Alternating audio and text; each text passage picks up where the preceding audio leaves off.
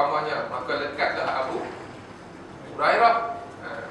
Dan yang kelima adalah sifat sahabat tadi. Sifat gelaran kunyah juga diberi dengan melihat kepada sifat sahabat. Oleh kerana Sayyidina Umar Al-Khattab radhiyallahu anhu ini seorang yang cukup terkenal ketegasannya, sampaikan Sayyidina Umar ni bila dilantik jadi khalifah, tengok doa yang dibaca. Doa yang dibaca itu, mukadimah doa tu dah menggerunkan orang. Itu doa. Apa doanya? Allahumma inni ghalidhun falayyinni. Dia baca dalam keadaan semua orang dengar, mengaminkan, ya Allah, aku ni keras dan bengis, tolonglah lembutkan aku. Bayangkan orang yang nak aminkan doa tu mesti ada perasaan gerun dengan Sayyidina Umar. Itu doa dia. Nak cerita seorang yang cukup tegas.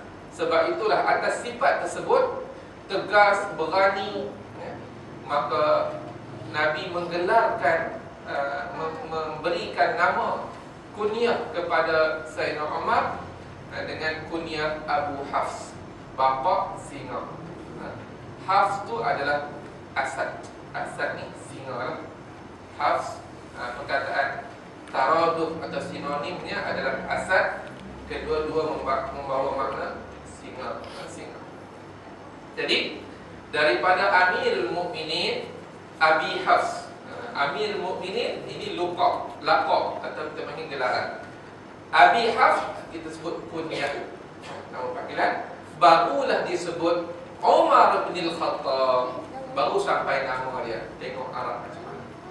Disebut gelaran, kunyah, barulah nama. Dan memang satu penghormatan kalau kita panggil dia dengan kunyah dia. Kalau ada gelaran, kita panggil dia dengan gelaran dia. Satu penghormatan. Kalau kita panggil nama tu boleh tak? Boleh, tetapi lebih utama kalau kita tahu kunyahnya, kita panggil dia sepenuh dengan kunyahnya. Satu penghormatan. Barulah sampai Umar bin Khattab. Siapa Amirul Mukminin? Siapa Abi Hafs? Adalah Umar Al-Khattab radhiyallahu anhu, khalifah yang kedua. Kemudian bin Nufail bin Abdul Uzza, ni semua adalah keturunan susur galur, keturunan Sayyidina Umar. Arab, orang Arab kebanyakannya, hari ini mungkin dah kurang banyak, mereka mengingati salasilah keturunan mereka, terutamanya yang sampai kepada para sahabat ataupun yang sampai kepada keluarga Rasulullah, Ahlul Bait. Mereka jaga sungguh. Dan mereka boleh buka buku untuk tunjuk kepada kita bagaimana salasilah keturunan sampailah nenek moyang mereka, sampailah kepada Rasulullah. Kita paling kuat 3-4 keturunan. Lepas tu dah tak ingat dah. Dan kita pun tak diajar untuk ambil tahu. Sebab dah kali sampai pergi mana-mana, dah tak sampai kepada Rasulullah pun tak penting. Tahu tak tahu pun tak apa. Tak ada masalah tuan-tuan ya. Baik. Jadi kenapa orang yang meriwayatkan hadis dia tulis bin nak menjaga salasilah. Baik. Al-Qurashi maknanya Quraisy. Lah belakang tu bin Ka'ab bin Lu'ay bin Ghalib Al-Qurashi maknanya suku Quraisy. Bangsa Quraisy kan, Arab Quraisy. Sayyidina Umar ni Al-Adawi, kabilah, nama kabilah. Baik. Qala, kata Sayyidina Umar Al-Khattab, iaitu Amirul Mukminin Abi Hafs, sami'tu Rasulullah sallallahu alaihi wasallam. Aku telah mendengar Rasulullah bersabda. Kita kena ingat dalam hadis bila sahabat disebut sami'tu, aku telah mendengar, maknanya dengar terus daripada Nabi. Kita pula hari ini tak boleh percaya. Aku dengar sendiri ni dia cakap macam ni, padahal dia dengar tu daripada 3 orang lah, baru sampai ke sumbernya. Sahabat tidak. Bila sahabat kata sami' tu, maknanya memang ketika Nabi mengucapkan hadis tersebut, sahabat tersebut berada dan dengar. Mana kuat. Sami' tu lebih kuat daripada dikata aku wa'an sahabat ni sebab ni Nabi bersabda. Yang tu tak kuat. Tak kuat dalam kata yang sahabat yang mendengar terakhir itu tak tahu bentuk macam mana. Mungkin dia pun dengar benda orang juga umpamanya. Tapi dalam hadis ni kita jangan bimbang. Sebab biasanya kalau kita tengok tapisan tu cukup tinggi untuk menilai hadis ni boleh diterima ataupun tidak. Andai kata ada keraguan pada rawi, terputus periwayat hadis, rawi hadis tu sanad dia terputus, sanad dia terhenti, ataupun matan ni nampak mengelirukan, bertentangan dengan hadis yang sahih dan sebagainya, semua itu akan menjadikan, mengubah status hadis tersebut dari sudut takhrij dia, sudut status dia, sama ada boleh diterima sahih ataupun dhaif ataupun dan sebagainya, mauquf, marfu', banyak hadis-hadis. Baik. Jadi Sayyidina Umar kata sami'tu, aku telah mendengar, maknanya dengar direct daripada Rasulullah SAW, makna kuat kan. Yaqul, Rasulullah bersabda, innamal a'malu binniyat. Ini semua orang selalu kita dengar. Apa makna innamal a'malu binniyat? Hanya sahaja sah segala amalan itu dengan berniat. Hanya sahaja sah, hanya sahaja diterima, hanya sahaja diberi pahala amalan itu dengan berniat baik.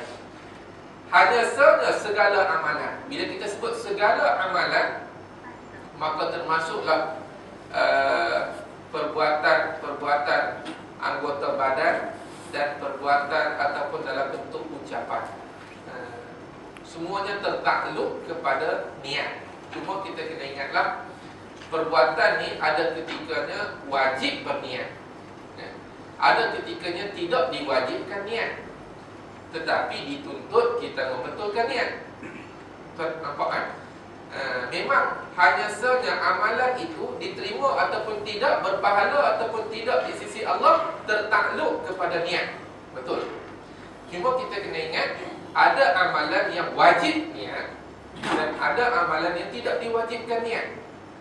Kalau amalan berbentuk qauliyah, qauli, al-af'al al-qauliyah, perbuatan dalam bentuk ucapan, itu tidak diwajibkan niat. Umpamanya membaca Quran, kita tak kata nawaitu qira'atul Qur'ani billahi ta'ala, tak sebut dan tak wajib sebut. Tak wajib sebut, tapi kalau kita nak sebut, salah tak? Tak salah. Untuk membetulkan niat itu memang dituntut. Asal membaca Quran memang tidak ada selain kepada Allah.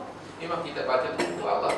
Tapi kadang-kadang bila kita baca, mungkin surah kita sedap ataupun kita hafal lebih daripada orang lain, maka datang perasaan-perasaan lain ketika nak baca tu. Datang perasaan nak menunjuk-nunjuk umpamanya. Maka ketika itu dituntut kita membetulkan niat, supaya amalan tadi, satu, tidak sia-sia. Tak sia-sia ni maknanya tak sah lah, Allah Ta'ala tak terima. Yang kedua, mensyirikkan Allah Ta'ala, jadi riya. Jadi nak baca Quran tak dituntut niat, nak berzikir tak dituntut niat. Amalan berbentuk tauliah azan, tak ada nawaitul azan billahi ta'ala, tak pernah lagi kita dengar orang niat. Jadi maknanya tak dituntut. Tapi kalau nak sebutkan hati, boleh tak? Ya Allah, aku azan kerana ya Allah, boleh tak? Memang dituntut. Dituntut supaya nak mengikhlaskan hati ni. Sebab tu saya tak tahu kan, bulan lepas ada sebut yang nak datang ke ikhlasan ni, dia ada riadah ni. Ada cara kita kena cuba. Tuan-tuan pernah dengar tak? Orang kena semayang lillahi ta'ala, disebut, dengar? Nak semayang sebelum niat tu, lillahi ta'ala, salli fardhu, disebut lillahi ta'ala. Buat apa lillahi ta'ala? Ni bagi lillahi ta'ala. Tuan-tuan, yang ni adalah merupakan satu amalan yang baik oleh orang tua dahulu yang kita warisi, untuk membiasakan kita membetulkan niat.